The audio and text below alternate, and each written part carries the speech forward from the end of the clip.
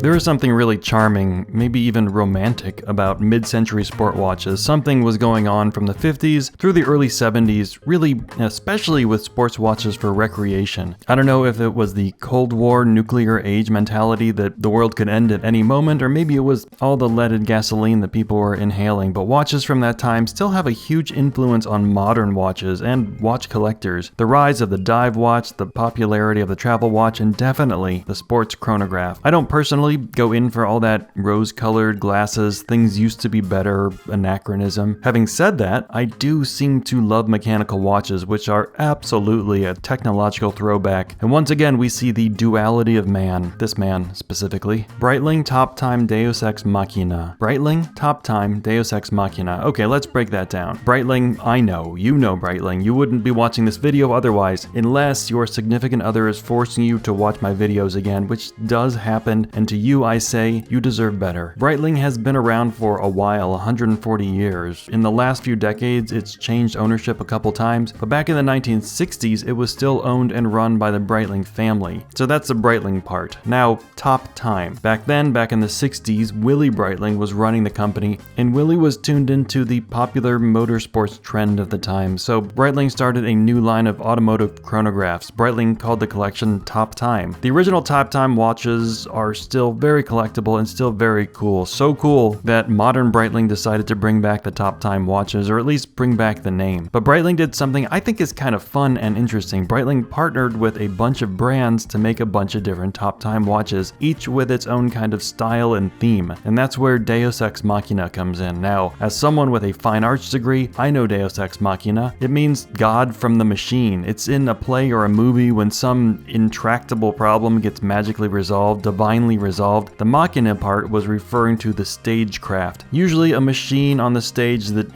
doesn't matter. That's not what it means here. Here, Deus Ex Machina is the name of an Australian brand that makes clothes and gear for surfing, driving and biking and motorcycling, which is also called biking, I think, maybe. And this is the watch that Breitling came up with in its partnership with Deus Ex Machina. And man, I think this is a good looking watch. It's an automatic chronograph using a 41mm steel case that's 13.3 millimeters thick, including the big dome sapphire crystal. It's 50 millimeters long across the wrist and takes 20 millimeter straps. It has a water resistance of 100 meters and weighs 98 grams on the strap with the deployant buckle. Inside is the in-house Breitling B01 movement without a date complication this time. $8,250 is the price, and 5 years is the length of the warranty. Warranties are important. I should talk about them more and get some anecdotes from some of you. I once sent my Breitling Super Ocean to Breitling because the bezel didn't quite align how I wanted it to, and they fixed it and had it back to me in about a month, and that's about as good as you can get from most brands. So there's one anecdote.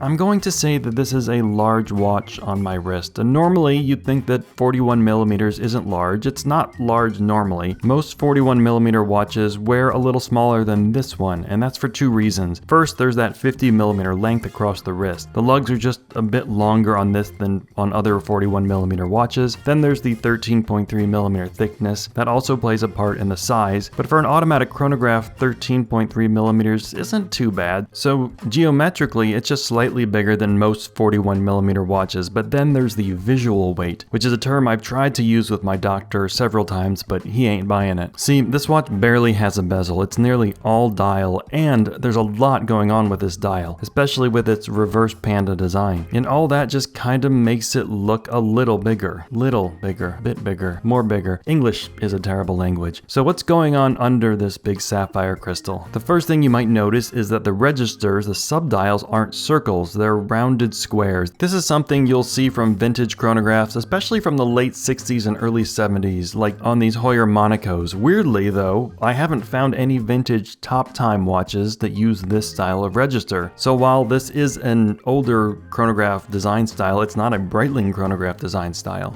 A nice touch touch that I really like is on the tachometer along the edge of the dial. There's this red section that matches the red on all the chronograph timing hands, including the central seconds chronograph hand that is designed like a lightning bolt because fast, I guess. Actually, it took me a few looks to realize that this section of the tachometer isn't just red, but it's half orange and half red. And just above that is the text "In Benzine Veritas," which is the motto of Deus Ex Machina. It means in gasoline there is truth. Truth in petrol. Thanks, I hate it. The watch comes on this leather strap with a deploying clasp, and it's all pretty nice. For $400 more, you can get this on an integrated mesh strap with a butterfly deploying clasp. $400 more, but damn, this looks really nice. No idea how it feels, but if I were interested in this watch, I would seek out this bracelet and give it a try before buying either configuration. The Breitling B01 movement powers this watch. It's an in-house chronograph movement that's so well liked and regarded that even Tudor decided to borrow this chronograph to use as its base movement for most of its chronographs. Fun fact, Breitling was one of the first manufacturers to make an automatic chronograph. That was back in 1969. Who was actually the first? Nobody knows, but it was Seiko. I'm kidding. It was Zenith.